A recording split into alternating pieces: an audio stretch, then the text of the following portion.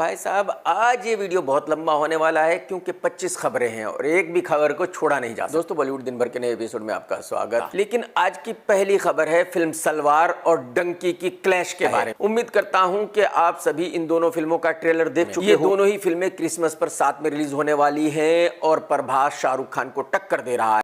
पूरी film dark में है, रात में है और कुछ पता नहीं चलता कि कौन क्या कर रहा है।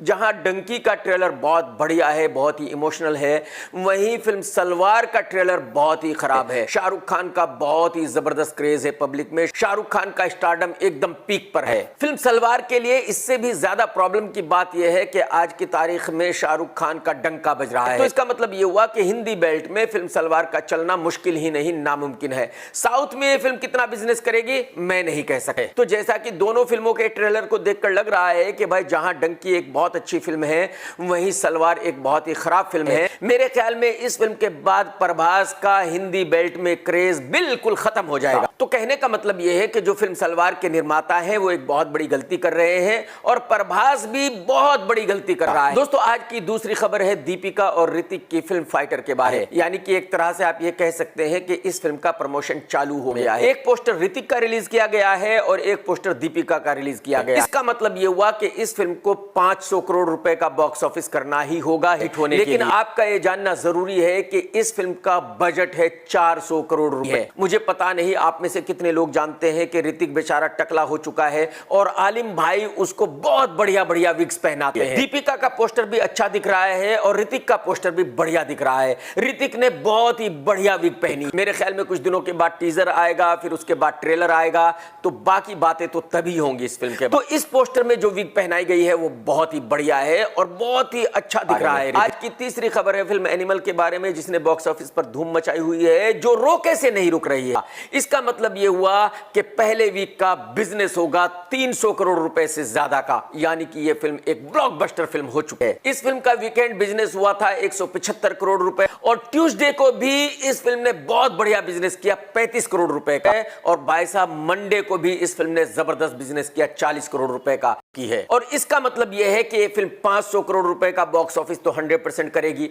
हो सकता है कि 600 करोड़ रुपए का बॉक्स ऑफिस भी हो जाए। ये फिल्में हैं पठान, जवान, गदर 2, एनिमल एंड डंकी। अब आप ये जरूर कहेंगे कि भाई साहब डंकी तो अभी रिलीज भी नहीं हुई है, आप अभी से इस फिल्म को 500 करोड़ क्लब की फिल्म कह रहे हो। मैं गारंटी के साथ कह सकता हूं कि 500 करोड़ के नीचे ये फिल्म बिजनेस कर ही नहीं सकती भाई साहब। यानी कि साल 2023 बॉलीवुड के लिए बहुत ही लकी साल है। ये ऐसा पहला साल है जिसमें 5 फिल्में 500 करोड़ क्लब में एंटर हुई। दोस्तों आज की चौथी खबर है अदरक की शक्ल वाले जॉन अब्राहम के बारे में है। हकीकत यह है कि बेचारा स्टार नहीं है बल्कि अदरक की तरह कहीं से भी बढ़ रहा है। इस बेचारे की शक्ल इतनी बुरी हो गई है कि इसकी शक्ल पे सही से देखा नहीं जाता। आप सभी को पता है कि शाहरुख खान की फिल्म पठान में यह भी था और पठान बहुत बड़ी ब्लॉकबस्टर रही थी, तो उसके बाद यह भी अपने आप को बहुत बड़ा स्टार मानता।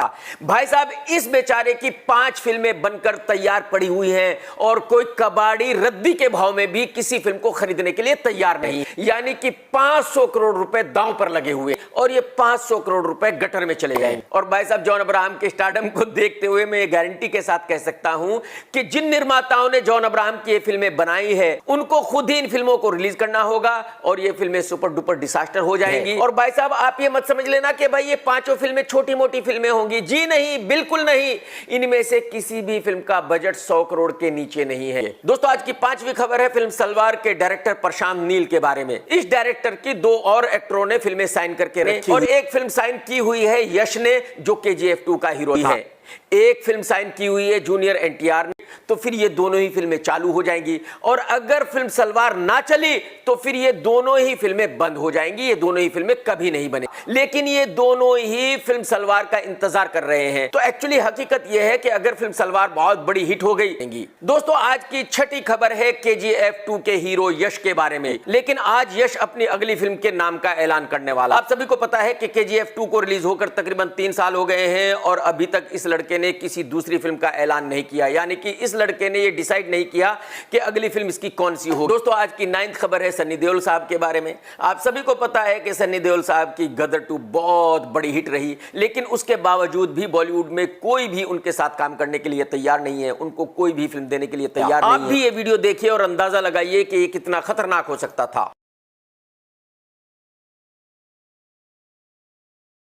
मेरी समझ में नहीं आया कि जो सन्नी साहब के सिक्योरिटी गार्ड्स थे वो कहां चले गए थे, वो इतनी रात को अकेले जुहू सर्कल में कैसे आ गए। ये बहुत ही खतरनाक भी हो सकता था, लेकिन अच्छा हुआ कि एक ऑटो रिक्शा वाले ने उनको पहचाना, उसने उनको अपने ऑटो रिक्शा में बिठाया और उनके घर छोड़कर आए।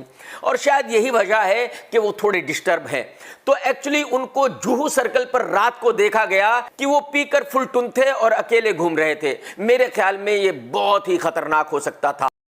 दोस्तों, आज की 10वीं खबर है डायरेक्टर आरजीवी के बारे में, यानी कि राम गोपाल वर्मा के बारे में। और आरजीवी ने कहा कि यह फिल्म इतनी जबरदस्त है, इतनी कमाल की है कि वो इस फिल्म के डायरेक्टर संदीप रेड्डी का चुम्मा लेना चाहते हैं। राम गोपाल वर्मा ने फिल्म एनिमल देखी और उन्होंने अपना रिव्यू दिया। रामू ने रणबीर कपूर की भी जमकर तारीफ की। रामू ने कहा कि रणबीर, आपके मैं पैर चाटना चाहता हूं, आपने इतनी जबरदस्त परफॉर्मेंस दी है इस फिल्म में। तो अगर एक इतना कामयाब डायरेक्टर रणबीर कपूर के बारे में ये कह रहा है तो आप अंदाजा लगा सकते हैं कि रणबीर कपूर ने कितनी बढ़िया है, जैसे कि कंपनी, सरकार, सत्या, रंगीला, भूत वगैरह वगैरह। आप सभी जानते हैं कि एक वक्त में राम गोपाल वर्मा बहुत बड़ा डायरेक्टर था और राम गोपाल वर्मा ने बहुत बड़ी बड़ी ब्लॉकबस्टर फिल्में बनाई। दोस्तों, आज की 11वीं खबर है फिल्म सिंघम 3 के बारे में। इस फिल्म की शूटिंग मुंबई के एरिया विलेपार्ले में चल रही है।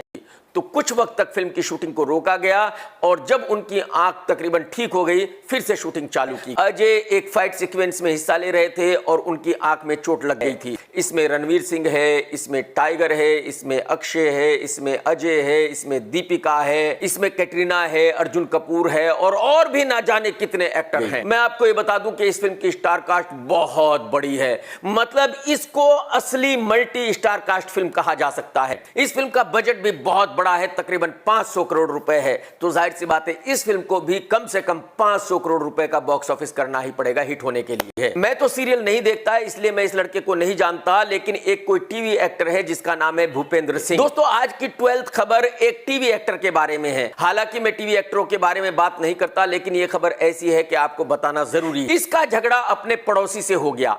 इस भाई ने अपनी लाइसेंसी गन निकाली और गोलियां चलानी शुरू कर दिया। मेरे ख्याल में इस भाई साहब ने बहुत ही गलत किया है। किसी को भी अपने गुस्से पर काबू रखना चाहिए। इसने पड़ोसी के बेटे का मर्डर कर दिया, पड़ोसी की वाइफ को और कई लोगों को घायल कर। दोस्तों, आज की 13th खबर है बॉबी देओल के बारे में। लेकिन ऐसा लग रहा है कि बॉबी देओल साहब ने मान लिया है कि एनिमल उन्हीं की वजह से सुपरहिट हुई, जिनके फिल्म एनिमल में सिर्फ 3 सीन है। मतलब पूरी देओल फैमिली रात दिन शोर मचा रही है कि भाई बॉबी देओल ने बहुत जबरदस्त काम किया है, बॉबी देओल की वजह से एनिमल हिट हो गई है। अगर कुछ फिल्म मेकर्स उसको फिल्म देने वाले होंगे भी तो वो नहीं देंगे। अरे भाई साहब, ऐसा मत करो, ऐसा मत करो। ये करने से बॉबी देओल को फायदा नहीं होगा बल्कि नुकसान, क्योंकि जो फिल्में बनाने वाले हैं उनको अच्छी तरह पता है कि बॉबी देओल कौन है, उसका स्टारडम क्या है। अगर आप दुनिया को ये बताएंगे कि भाई बॉबी देओल तो बहुत बड़ा सुपरस्टार बन गया है ये 3 सीन करने के बाद, तो मेरे ख्याल में ये बॉलीवुड को गलत संदेश जा रहा है। तो मेरे ख्याल में देओल फैमिली को अपने इमोशन पर कंट्रोल रखना चाहिए। सन्नी देओल ने कहा है कि मेरे भाई ने तो दुनिया हिला दी, मेरे भाई की वजह से तो एनिमल हिट हो गई।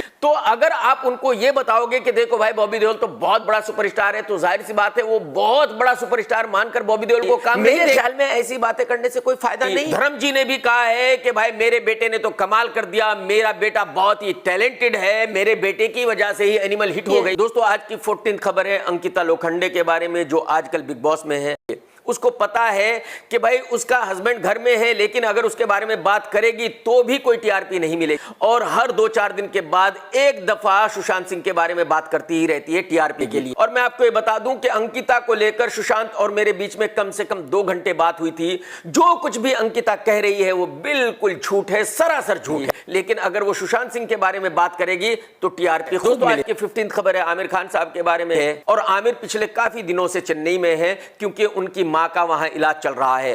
तो वो भी बाढ़ में फंस गए थे और तकरीबन 24 घंटे के बाद आमिर खान को बचाया। आप सभी को पता है कि चेन्नई में बहुत बड़ा तूफान आया है, बाढ़ आई, हालांकि उनको 24 घंटे बिना बिजली के रहना पड़ा, लेकिन अच्छी बात यह है कि वो बिल्कुल ठीक है। दोस्तों, आज की 17th खबर है फिल्म द आर्चीज के बारे में है। इस फिल्म को डायरेक्ट किया है जोया अख्तर ने और ये डायरेक्ट ही नेटफ्लिक्स पर रिलीज होगी, जिसमें बॉलीवुड के बहुत सारे बच्चों को लॉन्च किया गया। शाहरुख खान साहब अपनी पूरी फैमिली के साथ आए, अमिताभ बच्चन साहब अपनी अपनी पूरी फैमिली के साथ आए। मुंबई में इस फिल्म का प्रीमियर हुआ और वहां पूरा बॉलीवुड आया। और आप यूं कहिए कि बॉलीवुड में ऐसा कोई नहीं था जो वहां मौजूद नहीं था। सभी ने यही कहा कि भाई आने वाले वक्त की सुहाना बहुत बड़ी सुपरस्टार है। सभी ने फिल्म द आर्चीज देखकर यही कहा कि सुहाना खान ने बहुत ही जबरदस्त एक्टिंग की है, सुहाना ने अपने रोल को बहुत ही शिद्दत से निभाया है। दोस्तों आज की 18th खबर है मेरे गाने सुन जरा के बारे में। देखो भाई साहब, आप सभी जानते हैं कि इस गाने के बोल मैंने लिखे हैं, तो यार आप सभी कमेंट्स करके जरा बताओ तो सही मुझे कि मैंने गाना अच्छा लिखा है या नहीं लिखा है, आगे लिखूं या ना लिखूं।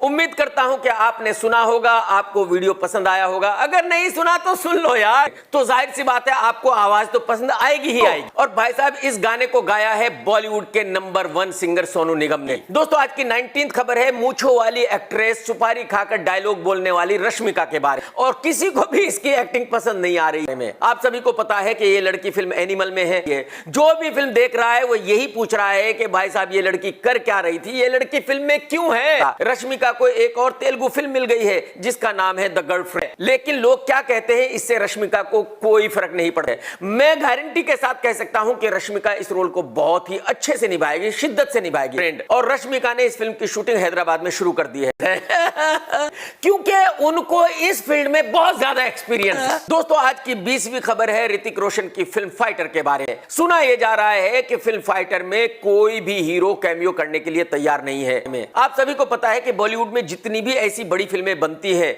उसमें कोई और बड़ा सुपरस्टार भी कैमियो करता है। यानी कि इस फिल्म में आपको सिर्फ ऋतिक और दीपिका ही देखने को मिलेंगे। एसआरके ने भी मना कर दिया है, जूनियर एनटीआर ने भी मना कर दिया है, बुढ़ऊ ने भी मना कर दिया है, आमिर खान ने भी मना कर दिया। दोस्तों आज की 21वीं खबर भी फिल्म एनिमल के बारे में है। बाकी किसी भी तीसरे आदमी को पूरी कहानी पता नहीं है। अब डायरेक्टर संदीप रेड्डी ने बताया है कि भाई इस फिल्म की पूरी कहानी या तो मुझे पता थी या तो रणबीर कपूर को पता थी। और अनिल कपूर साहब ने भी ये कहा है कि बिल्कुल सही है, उनकी समझ में नहीं आ रहा था कि संदीप रेड्डी साहब क्या फिल्म बना रहे हैं और हमें यकीन था कि भाई संदीप रेड्डी एक बढ़िया फिल्म बनाएगा। हम सभी इस फिल्म के एक्टर पूरी तरह डायरेक्टर पर निर्भर थे, जो डायरेक्टर कहता था वो हम करते थे। वो जीनियस है और उसने एक बेहतरीन फिल्म, ब्लॉकबस्टर फिल्म बनाकर दिखा दिया और यह साबित हो गया कि संदीप रेड्डी एक बहुत ही जबरदस्त डायरेक्टर है। दोस्तों आज की 22वीं खबर है अजय देवगन और तब्बू की नई फिल्म के बारे में और इस फिल्म का नाम है औरों में कहां दम था। यह फिल्म 26 अप्रैल 2024 को रिलीज होगी और मुझे लगता है ये उनकी 9वीं 10वीं फिल्म होगी साहब। आप सभी को पता है कि अजय देवगन तब्बू के साथ फिल्म करना बहुत पसंद करते हैं। दोस्तों आज की 23rd खबर है वरुण धवन के बारे में। वहां करण ने वरुण से पूछा कि भाई बॉलीवुड में सबसे बढ़िया बॉडी किसकी है। वरुण धवन और सिद्धार्थ मल्होत्रा दोनों ही कॉफी विद करण पर गए थे, आपकी है या किसी और की है। वरुण ने हंसते हुए बहुत ही चालाकी से जवाब देते हुए कहा बॉलीवुड में सबसे बढ़िया बॉडी उनकी है जिनकी वीएफएक्स की बॉडी। कि भाई साहब हमारी बॉडी सबसे अच्छी कैसे हो सकती है, शाहरुख खान और बुढ़ऊ है। तो यानी कि एक तरह से कहा जाए तो वरुण ने इनडायरेक्टली दो बड़े सुपरस्टार्स का मजाक बनाया है। आपने ऐसा नहीं करना चाहिए था,